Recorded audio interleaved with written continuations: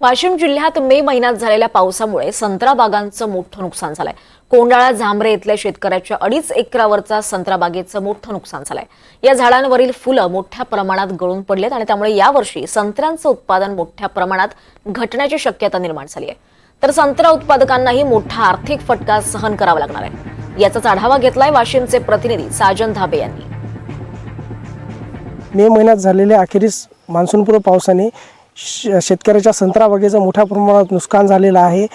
मृग नक्षत्रात जे संत्रा बागेत आहेत त्या बागेचं मोठ्या प्रमाणात धोक्यात आली असून शेतकऱ्यावर आर्थिक संकट ओढवलेलं आहे।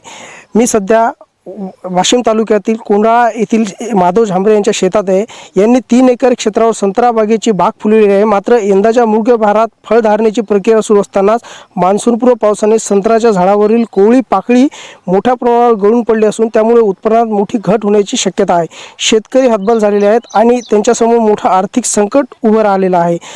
आपल्यासोबत बोलण्यासाठी या ठिकाणी स्वतः माधव झांबरे शेतकरी आहेत। आपण त्यांच्याशी बोलणार आहोत। मान्सूनपूर्व पावसाने तुमचं काय नुकसान झालेलं आहे संत्र्याचं?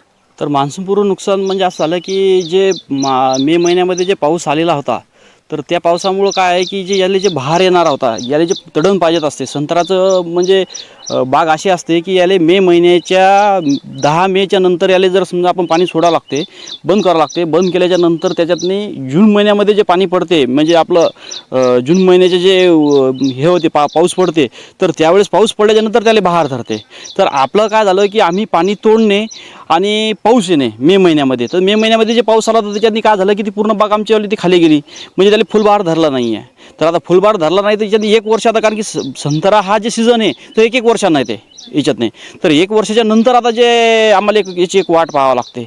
तर काय की एक आमची अशी मागणी आहे की बा जवळपास म्हणजे वाशिम जिल्ह्यातली 90% बागायत अशी झालेली आहे। तर आमची एक अशी शासनाकडे मागणी आहे की बा याचा पंचनामा करून की याच्यातली काय मदत होईल तर ही मदत करायला पाहिजेत। या बागेतून आपल्याला यावर्षी किती उत्पन्न अपेक्षित होतं? तर या बागेतून असं की साधारणतः 5 ते 6 लाखाचं आम्हाला उत्पन्न अपेक्षित होतं। तर आता याच्यातनी काही होण्याचे चान्सेस नाही आहे। मागील वर्षी किती उत्पन्न झालं होतं या बागेतून? तर मागील वर्षी हे बाग लहान असल्यामुळं म्हणजे ते वय पूर्ण झालं होतं, 4 वर्षाची बाग असल्यामुळं त्याच्यातनी साधारणतः म्हणजे 1 ते सव्वा लाखाच्या वर उत्पन्न झालं होतं। पण यावेळेस काय होतं की पुरेपूर तिचे पूर्ण दिवस भरले होते आणि झाडं ग्रोथ चांगली झाली होती। तर या पद्धतीनं की असं वाटलं की बा ते आपल्याला 5 ते 6 लाखाचं उत्पन्न निश्चित होतं हे आम्हाला माहिती होतं। प्रशासनाकडे काही मागणी केली का आपण? तर आतापर्यंत मागणी केली नाही, पण तुमच्या माध्यमातून आम्ही मागणी करत आहे। कारण की काय आहे की जे आता यानं पंचनामा करून शासनानं जे काय होईल ती मदत हेक्टरी तर ती बागायती आणि यायला द्यायला पाहिजेत, अशी एक आमची मागणी आहे। नक्कीच हे होते आपल्यासोबत कोंडाळा येथील शेतकरी। यांनी सांगितलेलं आहे की शासनाकडे आर्थिक पंचनामे करून प्रशासनाने याचे आर्थिक पंचनामे करावे आणि त्यांना तात्काळ ही नुकसान भरपाई देण्यात यावी। साजन धाबे, NDTV मराठी, वाशिम।